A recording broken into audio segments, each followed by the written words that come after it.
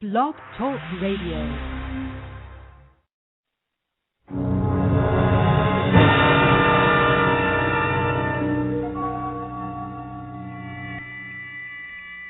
We are controlling transmission.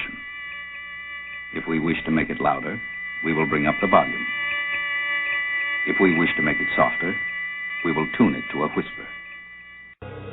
Sit quietly and we will control all that you hear.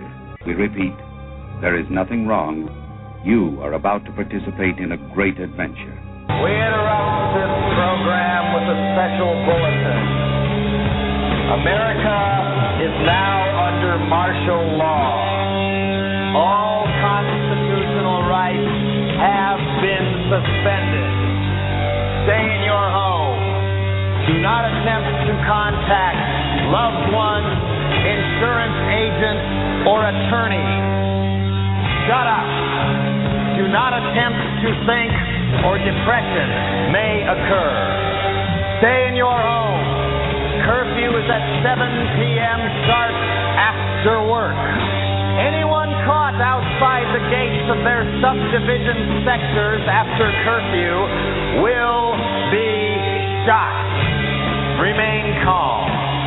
Do not panic. Your neighborhood watch officer will be by to collect urine samples in the morning.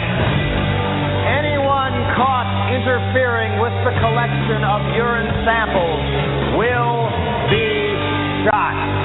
Stay in your home. Remain calm.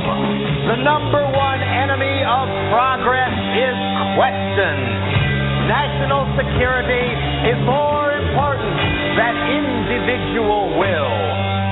All sports broadcasts will proceed as normal. No more than 2 people may gather anywhere without permission. Use only the drugs prescribed by your boss or supervisor. Shut up! Be happy. Obey all orders without question. The comfort you've demanded is now mandatory. Be happy. At last, everything is done for you. Thanks for tuning in, folks, to another edition of the Otter Limits Show here on Blog Talk Radio as part of the Common Ground Media Group. I'm your host, Steve Long, and we come to you here every Sunday night at 6 p.m. from Edmond, Oklahoma. And tonight we will have a special guest on tonight, a gentleman who is running for Maryland's House of Delegates. His name is Josh Kiracofe, and he'll be on a little bit later. First of all, I want to go ahead and jump into one of our regularly scheduled, well, not really regularly scheduled, just one of our regular segments here, and that is our Once Upon a Time in America. This Once is Upon a Time in America. For those that have never listened before, Once Upon a Time in America is a segment where I talk about things that happened this week in American history. There wasn't really a whole lot that happened this week in American history that I found that was all that interesting. There were a few, but let's just go over what I did find. September 22nd, didn't really find anything, but September 23rd in 2002, the browser Firefox was released. So any of you Firefox fans, this is the day, September 23rd, 2002 was the day Firefox was released. I'm more of a kind of a Google Chrome guy, so I've used Firefox a time or two, but not very often. On September 24th, in 1979, CompuServe releases the first consumer internet and email service. Way to go, CompuServe. It's dead now. September 25th, important day in history, 1789, Congress passes the Bill of Rights. Now, if only we could get our Congress and executive branch to recognize the Bill of Rights and actually enforce them, that would be great. September 26, 1914, the Federal Trade Commission is established by the Federal Trade Commission Act. And in 1960, on September 26, the first televised presidential debate takes place in Chicago between Richard Nixon and John F. Kennedy. Of course, John F. Kennedy went on to win that presidential election. September 27th, 1908, the Ford Model T is produced for the first time in Detroit, Michigan. And in 1979, on September 27th, the Department of Education becomes a cabinet agency. September 28th, I was not able to find anything of interest. So, we will go ahead and...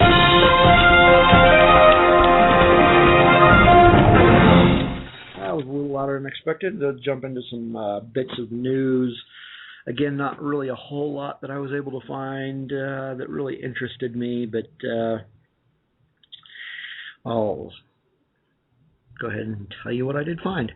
The House of Representatives voted Friday 230 to 89 to defund Obamacare.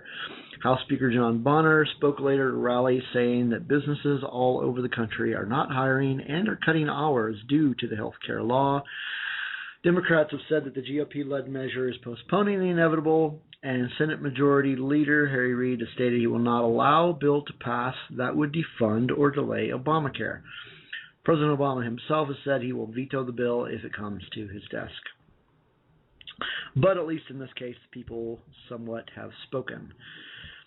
Pope Francis, in a recent interview, criticized the Catholic Church for putting social issues like homosexuality and contraception before the dogma of love. He called for reform in the Church in regards to its attitudes towards gays and women. Some media outlets have claimed that the newly elected Pope is pulling the Catholic Church toward the left, while he states he is trying to promote the dogma of love and forgiveness rather than judging people.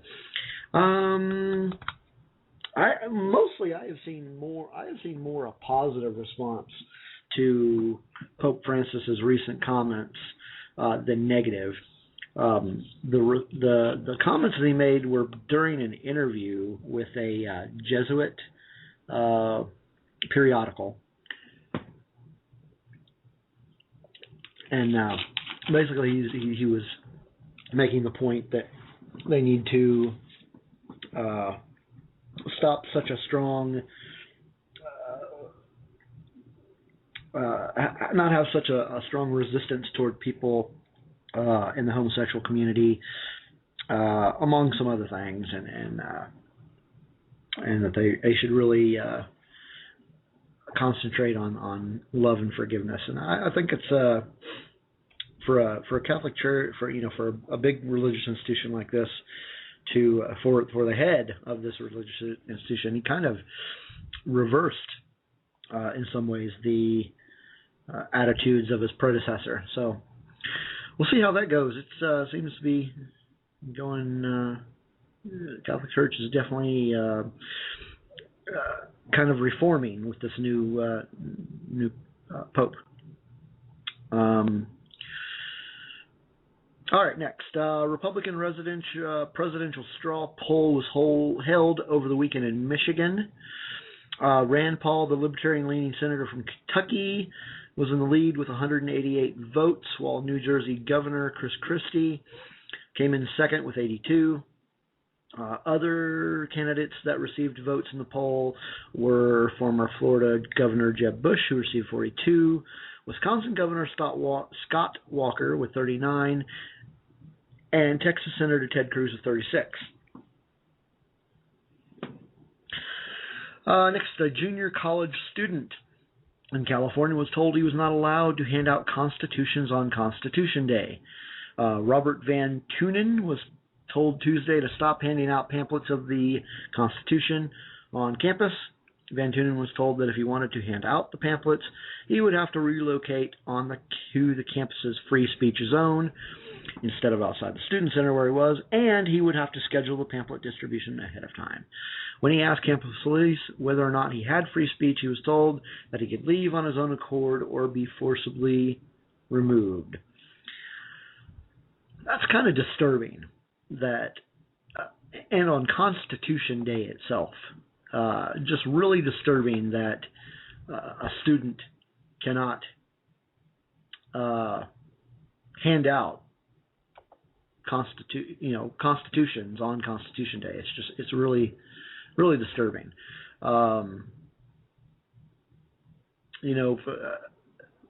Colleges and universities and whatnot, they used to be like the bastions of free speech and self-expression, but now this is just, it's really getting ridiculous the way the Constitution's being almost not only ignored but almost like disrespected in so many circles. Anyway, I digress. Another news, entertainment news. Chuck Reagan has announced a new solo album to be released in 2014 on Side 1 Dummy Records. It will be the fourth solo full-length from the Hot Water Music frontman. Moviefone, among other movie media outlets, have announced that Kelsey Grammer has been added to the ever-expanding cast of The Expendables 3. In addition to regulars such as Sylvester Stallone, Jason Statham, Jet Li, Dolph Lundgren, former California Governor Arnold Schwarzenegger will be returning to this third installment. In addition to Mel Gibson, Harrison Ford, Wesley Snipes, and Antonio Banderas. And now Kelsey Grammer. So, not much else in the news to talk about. If anybody out there's interested, I've been keeping an eye on the Seahawks-Jaguars game. They're in the fourth quarter right now. Seahawks are ahead 38-10. Quarterback for the Seahawks, Russell Wilson, has thrown 4 touchdowns today. Pretty good. Way to go, Russell. In case you're wondering, I am a Seahawks fan. I'm not sure if there's been any games that are over with. Oh, here we go. Looks like the Cincinnati Bengals beat the Green Bay Packers 34-30. Cowgirls actually won a game. They won 31-7 against the St. Louis Rams.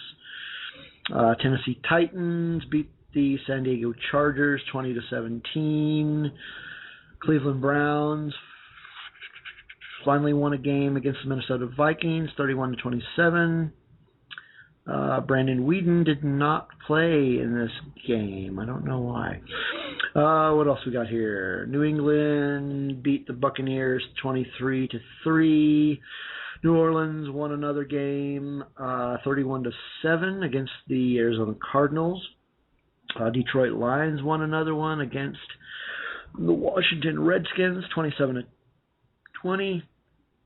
And here's a bit of an upset, I'm sure. Carolina Panthers beat the New York Giants 38-0 today. Baltimore Ravens, I think this is probably another upset, beat the Houston Texans 30-9. Miami Dolphins beat the Atlanta Falcons 27-23. And of course, back on Thursday, the Kansas City Chiefs beat Philadelphia Eagles 26-16. Still waiting for the end of the Seattle game. Looks like there's about 9 minutes left in that game. Anyway, I'm going to go ahead and take us a little break. I'm going to be playing a song by a local punk rock band here in Oklahoma called They Stay Dead. This is the song Never Forget from their most recent EP, Cursed. So thanks for tuning in to Otter Limits, and I'll be back in just a few moments. Ready, aim, fire.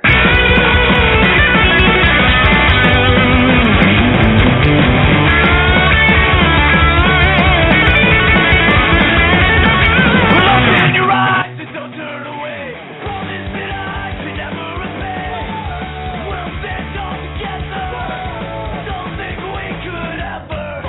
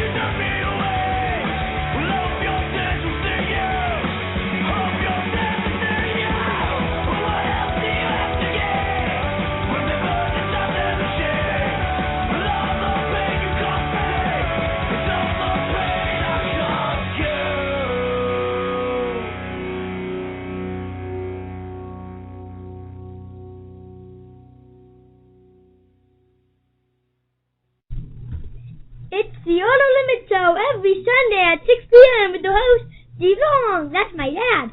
Right here on Blog Talk Radio, so tune in. Woohoo! All right, folks, thanks for tuning back into Otter Limits Radio. I'm your host, Steve Long, coming to you from Blog Talk Radio and the Common Ground Media Group. Wanted to talk a little bit about an article that I posted on the Otter Limits blog recently. It was about independent voters here in Oklahoma.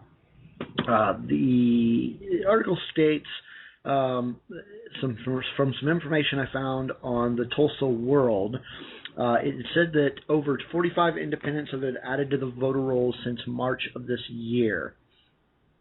They reported that 4,582 new voters have registered as independents since March, outpacing registrations in both the Republican and Democratic parties. Also, according to the article, which, by the way, it was a Tulsa World article titled More New Voters Registered as Independent.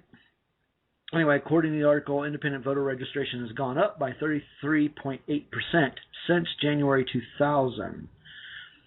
A local resident of Edmond, Richard Prudensky, previously he was a candidate for the state senate, was quoted in the article saying that the reason is because people are frustrated and fed up with the two major parties. This really doesn't surprise me, this whole trend toward independence. And I think Richard is right in that in general people are frustrated with the two-party system because they're feeling like they're not really represented by either party, and they are looking for another option. They're seeking out people who more closely reflect their own views, and they have found that neither the Republican or Democratic parties are representing them, representing those views. They're looking for a way out of typical party politics. When politics becomes more about building a political party and getting your particular party in power, more so than it does about, making any change or fixing the problems that are going on in this country, making a difference in people's lives. It's really time to look beyond the D's and the R's and look for, ways to actually fix what's going on.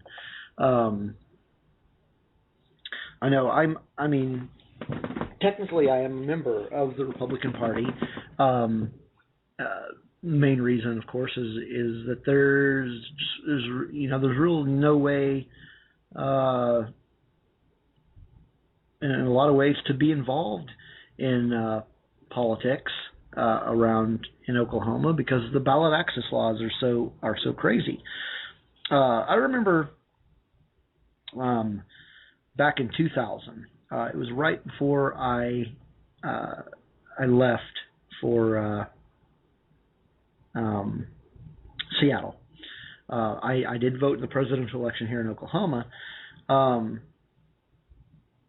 I remember that I was able to vote for the Libertarian presidential nominee at that time, who was Harry Brown.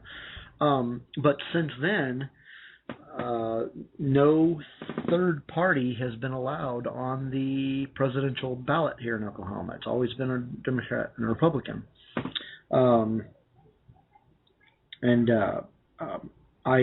was not.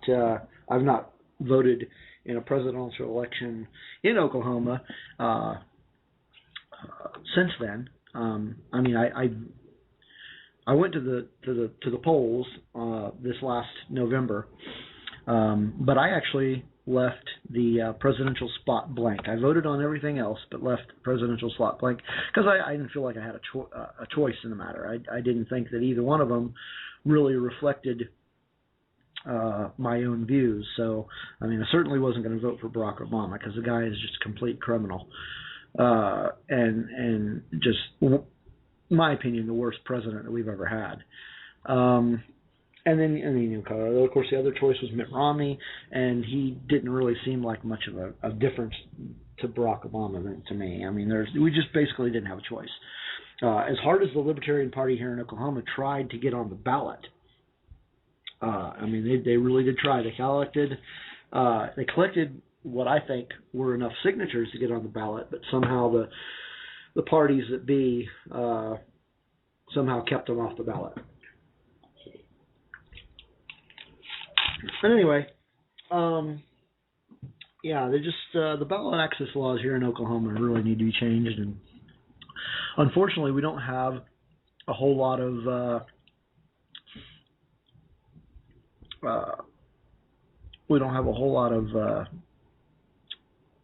support for that sort of thing with the state legislators we currently have in office. There might be two or three, maybe a handful of legislators that are okay with reforming the ballot access laws, but in general, the folks that are in charge, the people that are the people that are in power don't want it because they don't want a third party, because they want to keep their party in power, and in this case, it's the Republican Party. I would stand to think that maybe the Democrats here in the state probably wouldn't be supportive of ballot access law reform either, if their party was in power. But anyway, so I did find it. I do find it kind of hopeful that there's more independent or more voters registering independent, and as at some point in time, maybe independents could be a strong showing as far as voter registration goes.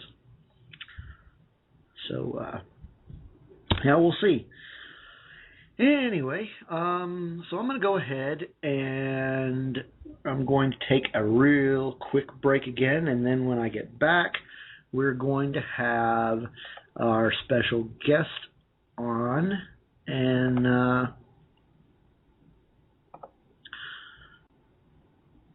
see what he has to say, and hopefully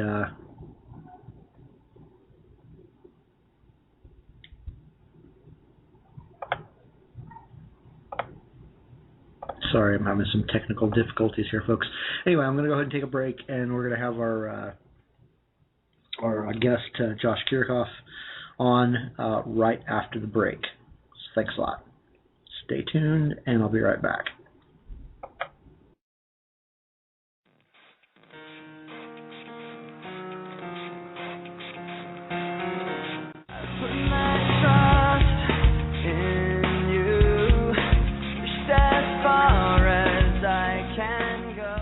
Alright folks, some of you know me, some of you don't. I'm Double R, the founder here at Common Ground Media Group, and we have two different channels running. We have Common Ground Media Group Oklahoma over on Blog Talk Radio, and we have Common Ground Radio Oklahoma on Spreaker. Now, Common Ground Radio Oklahoma is a startup. We've been on BTR now since February, but we've decided we want some more airtime and some more flexibility, so for now, mine is one of the only shows that's going to be found over there. I'm going to go ahead and just give you our lineup in order and let you know a few things that are going on behind the scenes. Sundays, over on the BTR channel, we have the Otter Limits, hosted by Steve Long, one of the only libertarian radio hosts that I'm aware of, at least from the amateur angle, and you can catch him every Sunday from 6 to 8 p.m. He does normally have some pretty good live guests on there. Even had a recent gubernatorial candidate on, so if you haven't checked that one out, you may want to go back and hit up our archive shows available on the Blog Talk channel and get caught up. And then we have Monday, my show, which is located over on Spreaker, America Off the Rails. That is, of course, hosted by yours truly. That's basically my conservative show where I rant and complain and vent, and it helps with my sanity, and I hope you guys like it too. And if not, I'm going to still keep doing it anyway, because like I said, it does help with my sanity. And then we have the show on Tuesday, which is Finding Common Ground, and that is featuring myself and Dave, and that is again located over on the Blog Talk channel.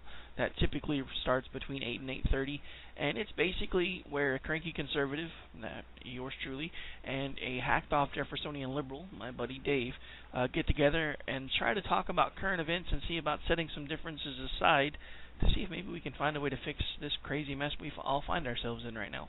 Then we have Wednesday, The Family Factor, hosted by Denny C. That is 9 a.m. to 11 a.m., again over on the Blog Talk channel. Now, Denny does have some things in the works that he's going to be bringing over to the Spreaker channel, different formats than The Family Factor. We're still ironing some of that stuff out.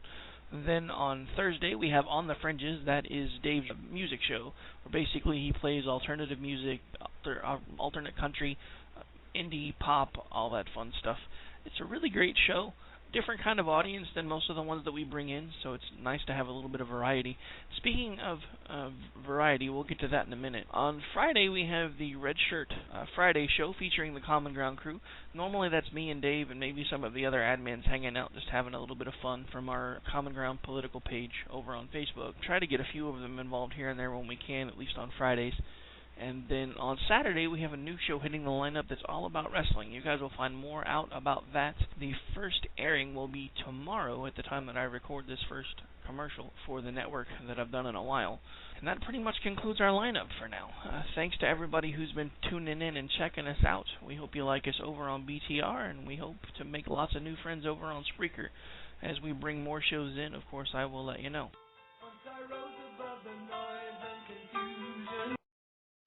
This guy scares me. He talks about things like liberty and the Constitution. It's the Outer Limits on Blog Talk Radio with your host, Steve Long. All right, folks, thanks for tuning back into Otter Limits Radio here. I am your host, Steve Long, and in just a second here, I'm going to be bringing on Josh Kiracofe. Josh is a computer programmer from Baltimore, Maryland. He's running for Maryland's House of Delegates to represent the 32nd District. So let's go ahead and bring him on. Josh, are you there? Yes, I am. All right, Josh, thanks for coming on to the Outer Limits show. How's it going? I'm doing pretty good. How are you doing, Steve? Doing good. Can you hear me okay? Yeah. Good. All right, well, let's go ahead and get started. I want to ask a question that I like to ask everybody that I bring onto the show.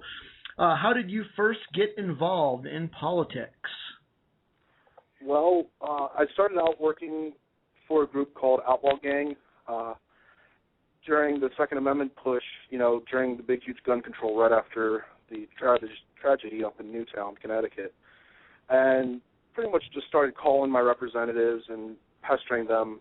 Essentially, I had a pretty decent schedule, contacting them every single day, it seemed like, just to let them know that I wasn't happy with the gun control laws that they were trying to push through at the federal level, but I was also doing the exact same thing at the state level, like going against the House gun control bill and the state gun control bill here in Maryland.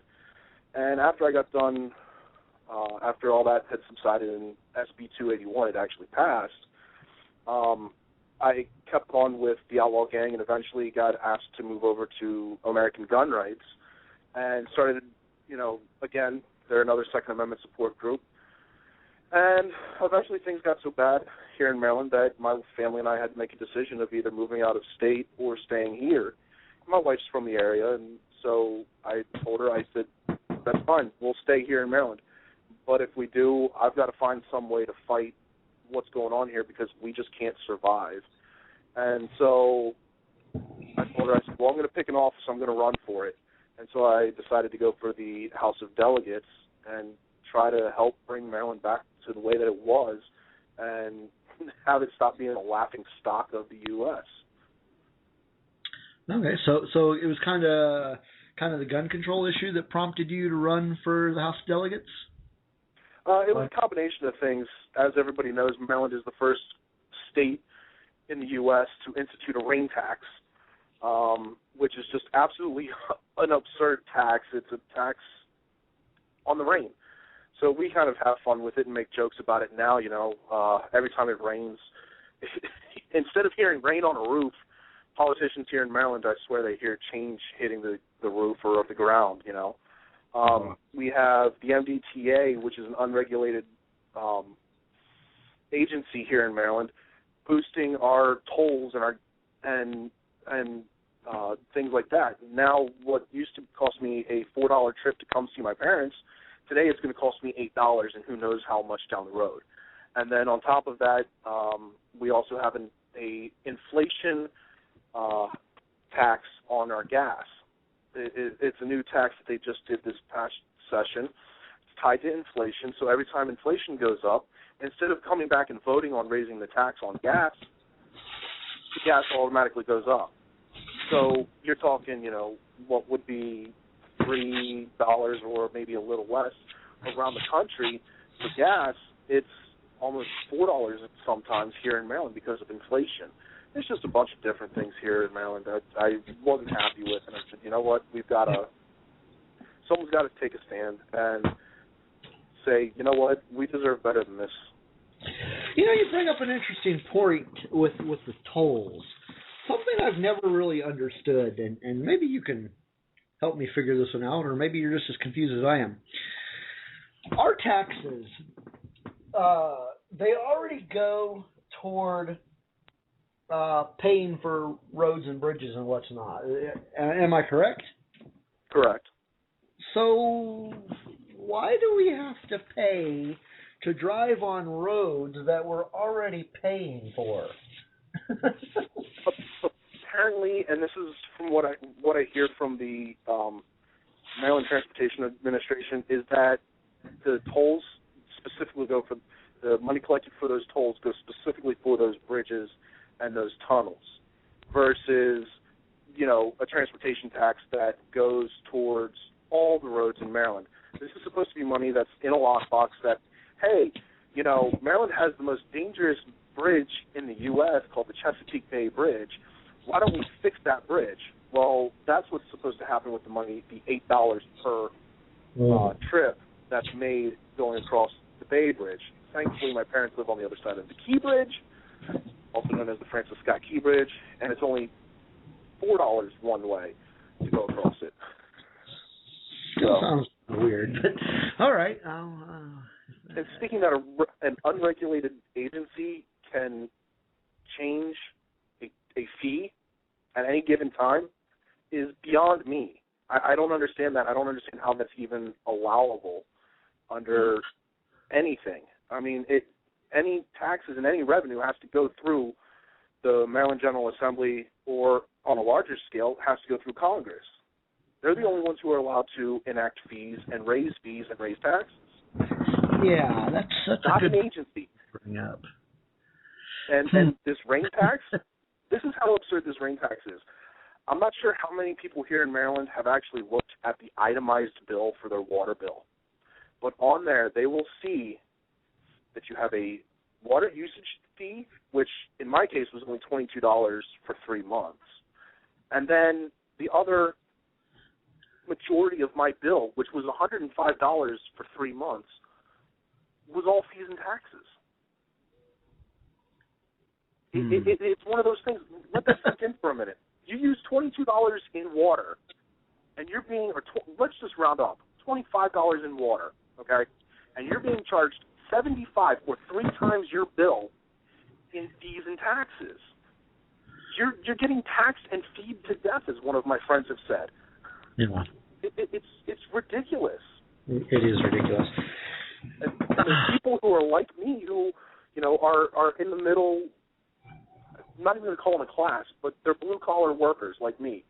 Yeah. You know, who make under $100,000 a year, and we're having to leave the state in droves because it's cheaper for us to move over to West Virginia or into PA or into Virginia, and those governors are absolutely loving O'Malley and the Maryland General Assembly because of all the taxes and all the people that are leaving the state and coming to their states where they're not paying as much.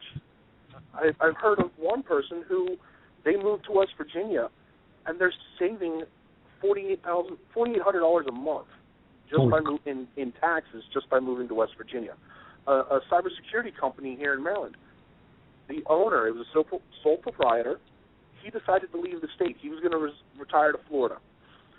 So you would think, okay, well, sell your business and then move, right? That's what most logical people would do. Because of the taxes and how taxed we are here in Maryland, this person moved to Florida, became a resident of Florida, and then sold his business. He ended up saving himself a couple $1 million because of doing that. He didn't have to pay it in taxes because of that. Oh my gosh! Sounds like Maryland's going to lose a lot of their population if the General Assembly doesn't change. Yeah. And that's the reason why I said, you know what, it's time for me to get out from behind the keyboard, stop being a web warrior, keyboard warrior, and do something about it. My district, the people in my district, a lot of them are there's quite a few that are still blue collar. There's still a lot that, they're on the fringes of the blue collar, heading into the white collar. But a lot of the people that I know just in my neighborhood are police officers. They're small business owners. A small business owner like my parents who own a few businesses here, they're paying upwards of $300-400 extra per month because of the rain tax per month on their properties. Wow. And that's it's not like they're using satellite imagery from 2012 or 2013 to do this. They're using satellite imagery to calculate the square footage. It's not somebody going out there and actually calculating the square footage of a building or of a carport or driveway. It's satellite imagery that they're using from 2008. Can it get any crazier? I'm sure it could, unfortunately. Unfortunately, it has. We have a governor who won't fire anybody in the prison systems when we have a convicted felon running his gang inside of the prisons using prison guards. You guys have all heard about the guerrilla gang scandal here in Maryland. I mean, it couldn't just be isolated to Oakland or to Maryland. You guys out there in Oklahoma have probably heard of it. It was 9 or 14 female corrections officers were involved in the Black Guerrilla family gang that was being run out of one of our correctional facilities here in Maryland. Oh, I think I remember what you're talking about now. Not a single one of them was fired.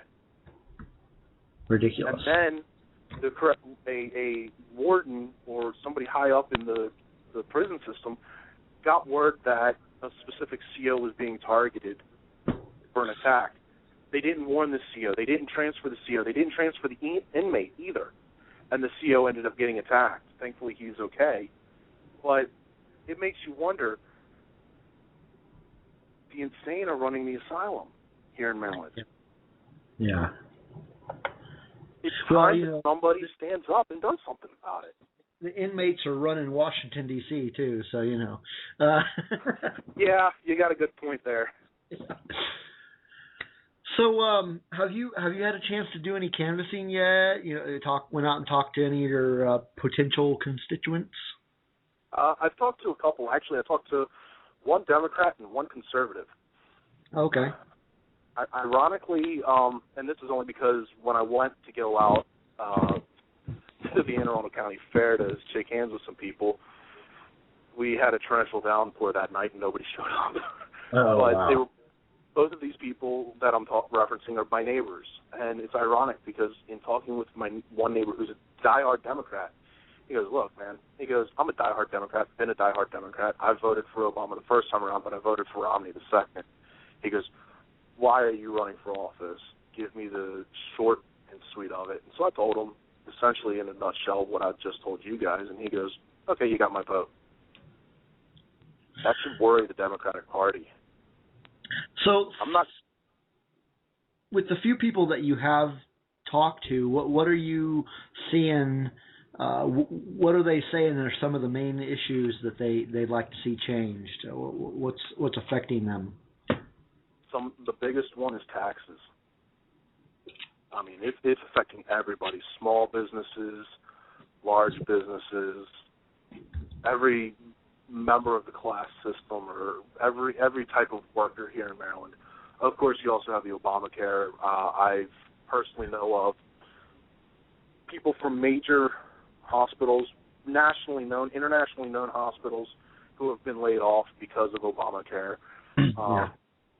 I mean, when you hear, and we know the two that are here in Maryland, I won't mention them by names, but when you hear that they're starting to lay employees off, and the main reason's Obamacare, that should make a senator wake up and go, wait a second, yeah, I don't think this is good, especially if it's a Democratic senator. Look, I understand you guys that they think that they're doing what's best for the nation, but that thing is the biggest train wreck in the world. Yeah. So the main things are, that I'm hearing are, even some Democrats are, talking about, look, the Second Amendment was put in place to protect all the other ones. If you take the Second Amendment away, there's nothing left to protect anybody else. Right. There's no. People always point. Piers Morgan is a big person that points to this. The U.S. is top 3 for murders. Well, if you take Chicago, L.A., and D.C. out of the mix, we drop down to the bottom 3 of the list. What does that tell you? It tells you that gun control does not work. And I'm scared for what's going to happen in Maryland after October 1st when it's a de facto gun bill. Somebody like me who's barely getting by doesn't have the $500 to go out and take all sorts of classes and get this handgun qualifications license. Yes, it's a nice to have, and I agree, it's something that we should have, but at $500 to get it, not your average citizen here in Maryland is not going to be able to go out and get it. So what is that going to do? That's going to take the guns out of the hands of the law-abiding citizens like me, like my dad, like the guy next door who is a cop. He's not going to be able to go and get something that he needs. It's going to take him forever, even though, granted, he's a cop. He owns a regulated firearm, so he's exempt. But you're a new cop coming in. You want to go get a personal weapon before you get issued your qualifications on a weapon. You're out. You have to pay $500. Our police officers here in Maryland have to spend their own money to buy a AR-15. Well, wait a second. Why would a police officer need an AR-15 to protect themselves from somebody who's robbing a bank or is an intruder in a house? Why can't I, the homeowner, protect my property and my family from somebody with an AR-15? Mm-hmm. Well, it has nothing to do with the lethality of it. 30-06 shoots farther. A .308 shoots farther. Is more lethal than an AR-15. It's right. The AR-15 scares the pants off of people. Yeah, I don't get that. I don't think these people realize that by enacting laws like this, they are in essence violating the Second Amendment. They are infringing on your right to carry a weapon if they pass asinine laws like this. Well, I mean, in Maryland, in order to conceal carry, you have to have just cause. Maryland's not a may issue or a shall issue state. It's a just cause. It's a may issue, but it goes a little further and says you have to have just cause. So you can't go to your sheriff's department and say, hey, look, can I get a gun? And he looks at your background, looks at who you are, what you do, and says, okay, yeah, sure, that's fine. No, you have to show documented proof of, okay, look, I'm a liquor store owner. I'm going to be dealing with thousands of dollars. I'm a lawyer. I'm a politician. It gives a class of who can carry a concealed weapon in Maryland. Go back to the 1990s with Orlando. Orlando was having a huge boom in violent crime. And the state of Florida said, you know what, in order to stop this, let's see what happens by going from a may issue to a shall issue state. They started issuing concealed carry permits, and over the past 20 years, the violent crime, and I know everyone's going to point to Trayvon Martin and say, well, what about that? That's an isolated instance. The justice system did its job, and I know a lot of people aren't happy with it, but it is what it is. But violent crime in Florida dropped. I clearly remember watching a video of two thugs walking into a internet cafe with guns drawn. What happened? Some old Army guy in the back of this internet cafe saw them, fired off a shot that whizzed right by the guy's head. They took off running faster than they could go. I mean, it's things like that. It would have helped equalize the difference between a 250-pound, 6'3" male and a 190-pound female. It's an equalizer. Has anybody even thought of taking this law to court? Because in my eyes, it's illegal. Here in Maryland. I'm sorry. Go ahead. No, I was just mentioning. In my eyes, as far as I can tell, a law like that is unconstitutional. It's illegal. They have, and the judges here in Maryland, which were put in place by O'Malley or whomever, they've all said that they agree with the law, that it's not unconstitutional. We have an organization called Maryland Shall Issue who's fighting this thing tooth and nail. They're working with current House of Delegates. The biggest one that comes to mind is Mike Schmiegel. He's somebody I know personally. He's a good friend of mine. Another one is Don Dwyer. Another good constitutionalist that I can think of off the top of my head is McConkie, Kipke. People like that. They're all trying to get these laws, abolished and repealed. And that's one of the things that I'm going to do when I get it. When I get in, is I'm going to work on trying to get, SB 281 repealed. Like I said, it's a de facto gun ban. It's unconstitutional. If you want to do a handgun qualification license, fine. Look at all the other states that are doing it, though. Look at Illinois, who just passed concealed carry. Go ahead and look at the fees that they're charging. They're not charging $500. They're not charging $250. They're charging $75 and $50 to get this. Why is Maryland charging $500? Granted, don't look at anything California is doing. I mean, but look at all the places where crime is low. They all have concealed carry. They all have their citizens able to protect themselves to any extent they deem necessary from a criminal. Maryland and California, Illinois is getting on board with the rest of the U.S., but Maryland and California, New York, New Jersey, we're all getting ready to start shooting ourselves in the foot. I mean, when you've got Britain, where Piers Morgan helped institute a complete ban on all guns, they're now starting to fight for their freedom to have a gun, to be able to protect themselves. It goes to show you that a gun ban isn't going to work. No, I mean, look at what they do in what's the country I'm thinking of? Switzerland. Yeah, I mean, as far as from what I understand, they have you're essentially required to carry one. Yeah. And there's virtually no, the murder rate there is abysmally low. It's ridiculously low. But this is the difference between Switzerland and America. Here in America, if a gun, and I'm going to speak to a class, not a specific type, because the FBI's Uniform Crime Report doesn't give you a specific type. A rifle, in 2011, 323 rifles were used to commit a homicide.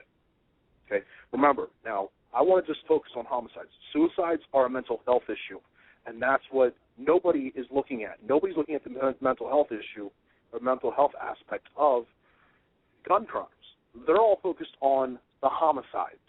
Well, at least most of the time. But in 2011, 323 rifles were used in a homicide, You had double that killed by fists, feet, blunt objects, and knives. Well, that should raise a red flag there. Well, why are we going after rifles? Why are we going down the road after a rifle? You take a Remington 700 308 rifle. It has a semi-automatic against a .223 AR-15 rifle. And guess what? You have a better stopping power with the 308 than you do with the .223. It's just the AR-15 looks scarier. Yeah. It's a gun. It's black. It's got a clip that hangs down off a magazine. Excuse me, I want to be correct on everything that I say here. A magazine that hangs down, and you can put all sorts of optics and things like that on it. Whereas a Remington Model 700, you can't really do all that with. It doesn't have the magazine that hangs down, but you can put different optics on it. But you can't have a flashlight hanging off of it unless you modify yours heavily. But the cycle rates are the same, or very close to it. But again, that 308 is going to be a heavier stopping power than a 223. A 223 is just a little bit more stopping power than a 22 pistol. Yeah. In Maryland alone, only three rifles were used in 2011. Looking at the UCR for 2012, or at least the preliminary, they only found one time that a rifle was used. This is facts that the Democrats didn't want to look at here in Maryland. We had a police chief who just wanted to ignore the facts from the FBI. Well, the Democrats are pretty are prone to disregard facts in a lot of cases. Yeah. It just baffles me. Yeah. You mentioned the mental health issue, not only with homicides, but, well, I guess it would be homicides, in regards to these recent shootings that have gone on, like the one in Aurora, Colorado, and the one in Washington. The most recent one in Washington D.C. at the Navy Yard. People are just disregarding the whole idea that it's the gun's fault that this happened, and not the fault of the wacko person that did it. You know what? To somebody who says that it's a gun's fault and wants to put the blame on an inanimate object, my brother-in-law, who lives on the Eastern Shore, really cool dude, he owns a 22 rifle, he owns a 12-gauge shotgun, and he owns a 40 caliber black powder revolver, Captain Ball revolver. He had to go somewhere, and I was out shooting the 22, and the 12-gauge was sitting there. It was didn't have the lock on it. The kids were inside, so it was just a bunch of adults. That 12-gauge shotgun didn't load 6 shotgun shells in itself, didn't throw the choke, didn't pull its own trigger, didn't do anything. It just sat there. I swear, I keep telling my brother-in-law he needs to take his guns back. They're defective. They're not shooting anybody.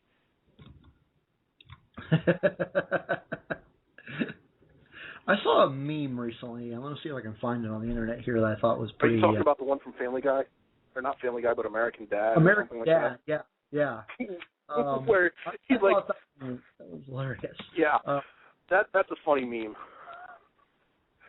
I don't know if I can find it here. I saw it just a few days ago. I thought it was hilarious. Oh, here it is. No, I can't see it. He's got a pistol on the countertop and just, go on, shoot somebody.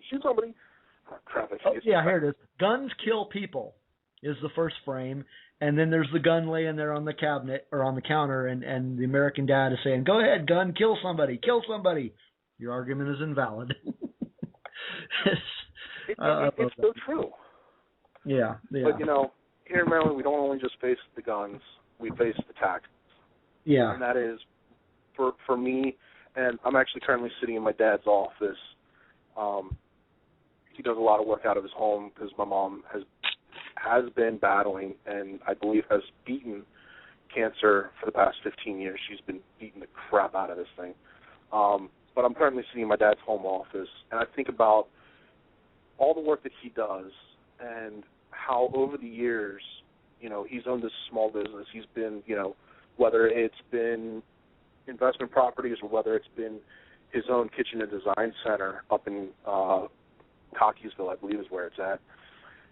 He, it's people like him who are going to be affected most by these taxes, these new taxes that are coming in place. I mean, for Pete's sake, we gave I want to say a $12 million or $1 billion tax credit to Hollywood studios to come here into Maryland to film studios.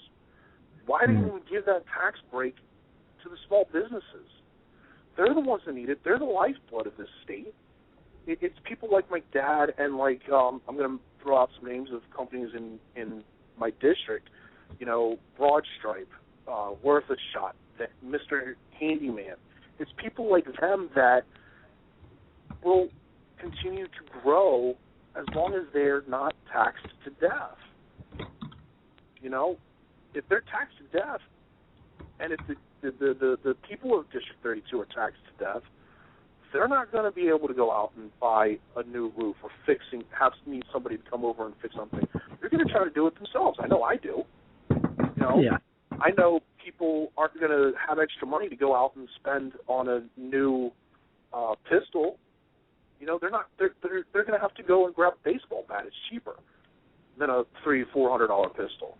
Yeah. You know, it's companies like Broadstripe who aren't going to be able to add new technicians or change their infrastructure. Which, as a computer tech, for me, that's a potential job that I could lose.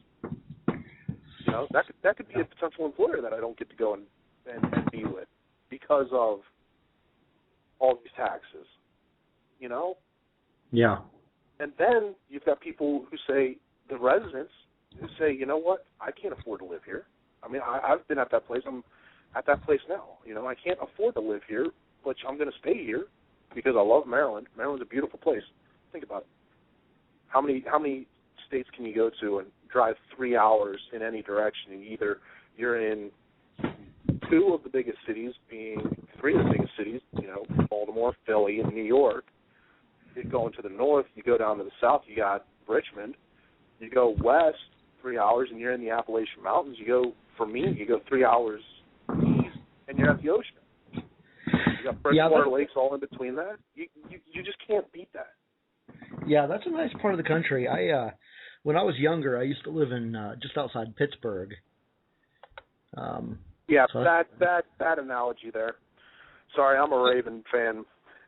Well, I'm not a Steelers fan. No. Oh, thank God! I'd have to hang up. No. I'm actually a Seahawks fan. Oh, I can just pity you now. So I gotta imagine, you know, if you are elected, I would venture to take a guess that your number one priority would be probably the gun control issue. It's not a number one priority. I have a 1A and 1B. Okay. 1A is gun control. 1B would be the rain tax. This thing is the second biggest debacle since Obamacare, in my opinion. Wow. It's been passed at the state level, but yet the counties are the ones who are responsible for enacting it. They're the ones responsible for setting the price. And I applaud states or counties who have given O'Malley a big, screw you, and either nullified it or are charging everybody a penny. I applaud those counties, those county councilmen and aldermen and state and county executives who have done that. Now, what's funny about this rain tax is it's a toothless EPA requirement for $14 billion to help save the Bay. That was given to 6 states. Of those 6 states being Maryland, Virginia, Pennsylvania, Delaware, New Jersey, and New York, only one of them has enacted any way to recoup any of that money, and that's Maryland. Only 1 out of 6. So either O'Malley just could care less about his constituents, or he just doesn't know how to pay attention to us. Like I said, during most of these things, I've been calling, emailing my senators, my state senator, and my House of Representatives people, or House of Delegates people, every single day saying, don't vote for this, this is not good, Not a single one of them listened to me. And this is something that I will tell my constituents for District 32.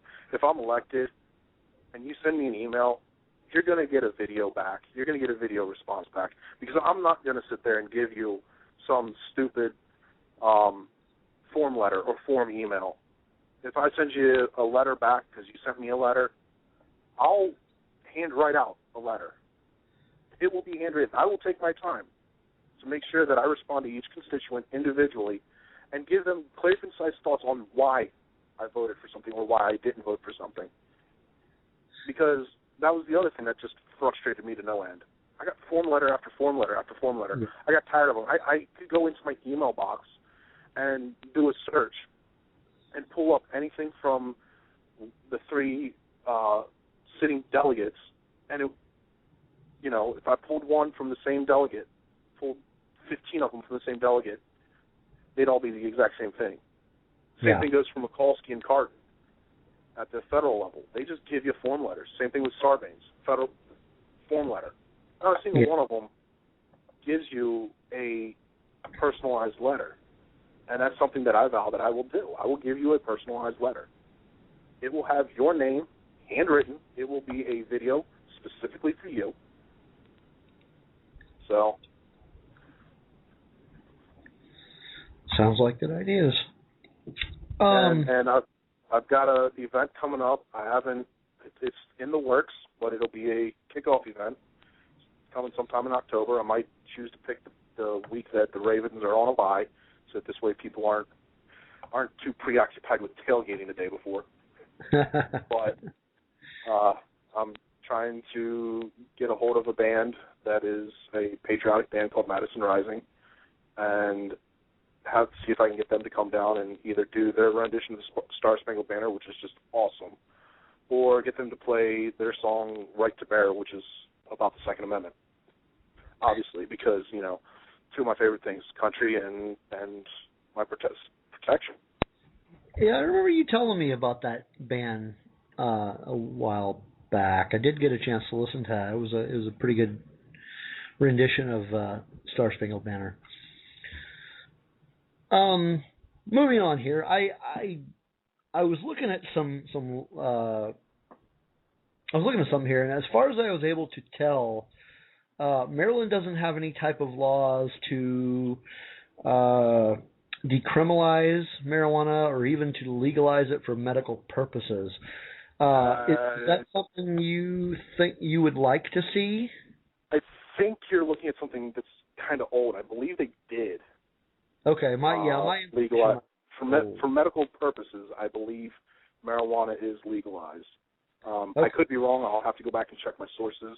It could be my sources. Don't be texting me right now because obviously I can't check my phone. But I do believe they did allow it for medical purposes only. I do know Johns Hopkins and I believe University of Maryland medical systems have both said they will not dispense it. But, again, I do believe that it's been, at least for medical purposes, again, I have to specify that, legalized. As for me, I think it's a touchy subject, but I think it's also a big waste of money. I believe if we tax it the same that we do liquor or alcohol or cigarettes, then it would be a great revenue both at the state and at the federal level. It goes back to a health issue at that. Then it goes to a health issue at that point. If you're the one thing I will say, because I've worked in rehabs before, I've never seen anybody who was on marijuana who wasn't wanting to kill people. Right. The worst thing the biggest thing they'll want to kill is a 52-ounce bag of Pringles or something like that, Yeah. The worst they're going to do is sit on their couch and eat a box of Twinkies or something. Yeah, I know. Now with the new Twinkies, they're going to have to. Yeah. Since they have expiration dates now. Yeah, that is true. I did notice that. One of the other things that bugs me about Maryland is there's no recall.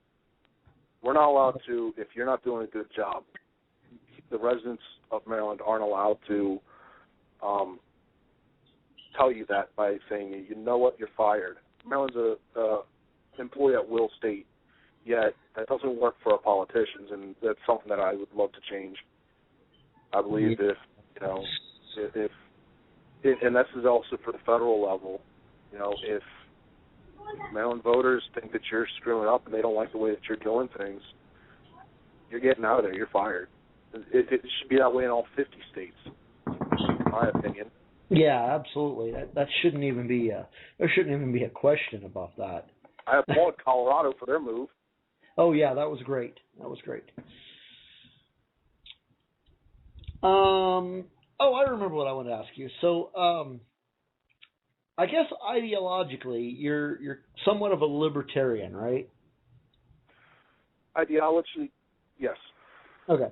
So you are running in this race as a Republican. So tell us about that. Well, in Maryland, and this is something that I learned by looking at numbers, was if I was to run as an unaffiliate, I would lose about 40% of the vote here in Maryland. So it was pick a party. Well, I know I probably have a better chance of getting elected if I was to be running as a Democrat, but I lean more towards the Republican side of things. Right, okay. So with having to pick a party, I had to go with the Republican Party. And the people that I've met that are friends of, Republicans inside of my district, they're like me in a lot of ways. They are the liberty-thinking, liberty-minded individuals who want to see this country go back to the great way that it was 16 years ago. I mean, and they want to see Maryland go back to the way that it was, to its greatness, 8 years ago.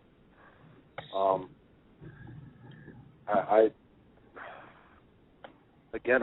can't talk about how great this state is with it being in the shambles that it is in.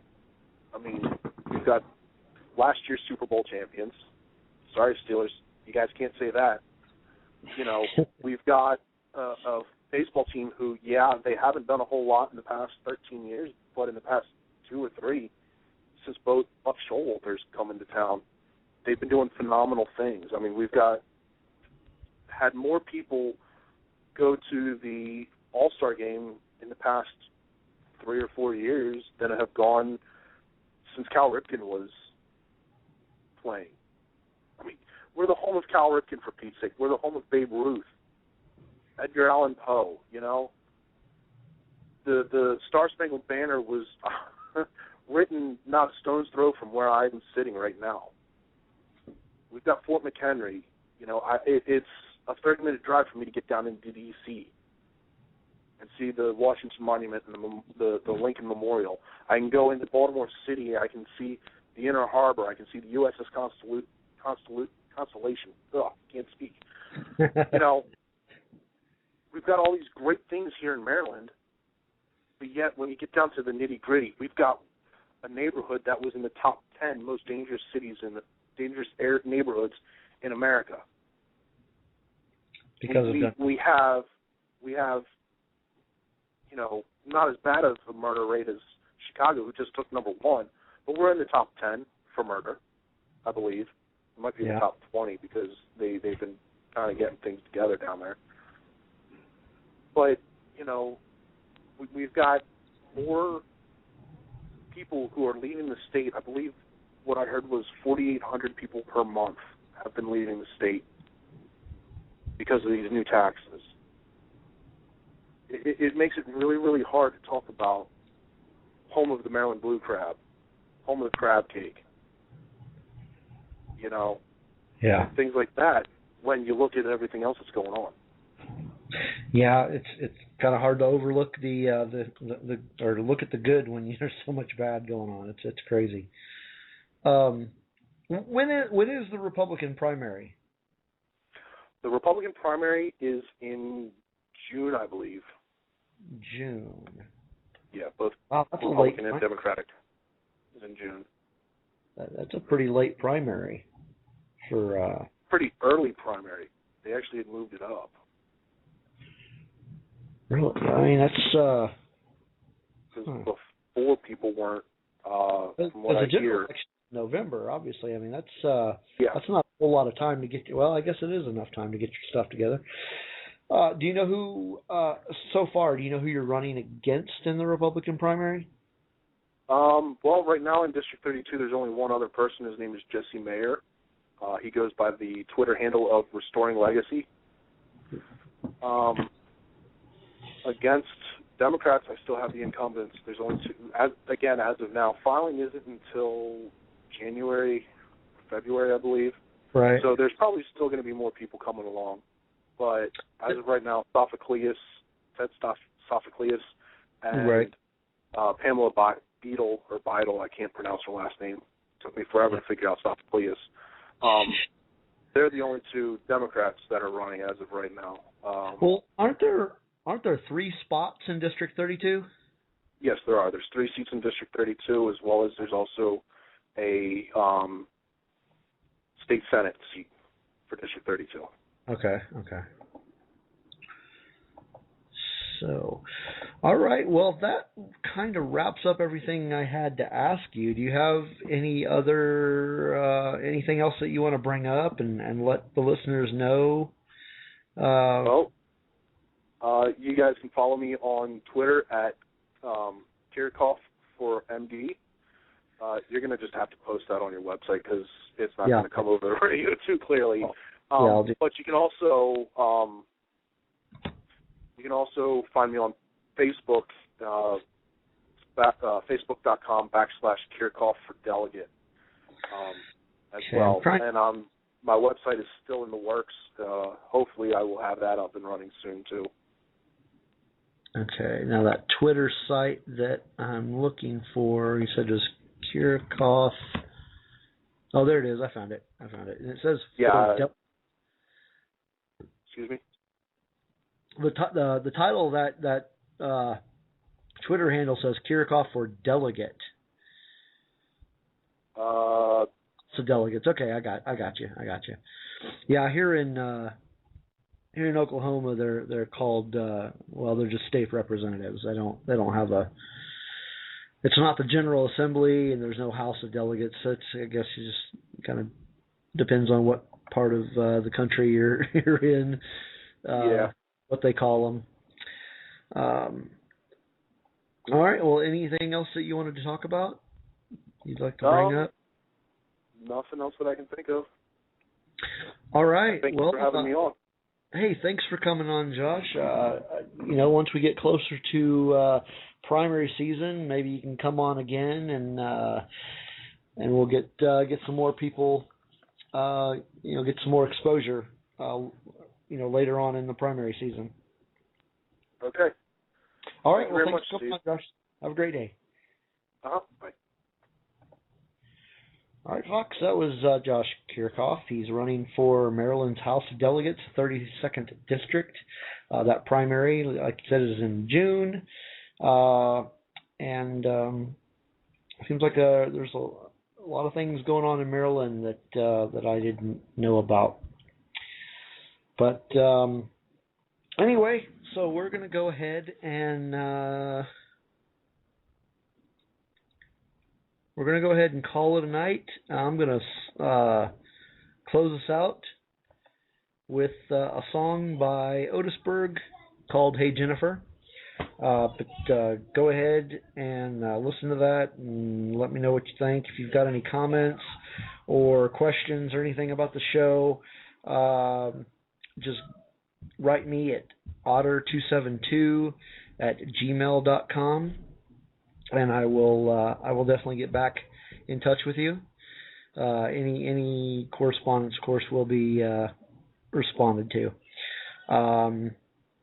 But anyway, so thanks for tuning in tonight, and see us here again next week, Sunday, 6 p.m. at the Otter Limits on Blog Talk Radio. Thanks a lot, folks.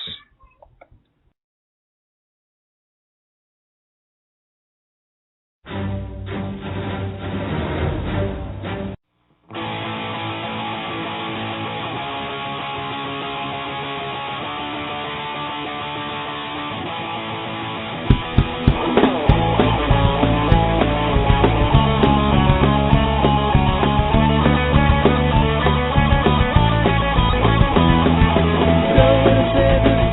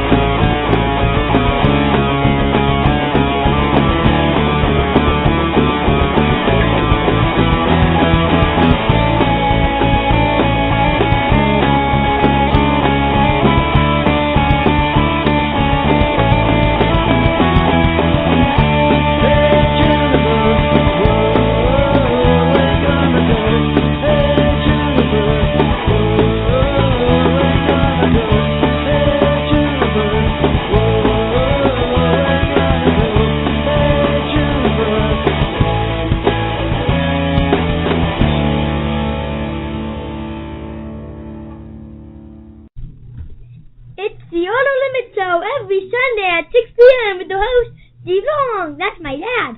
Right here on Blog Talk Radio. So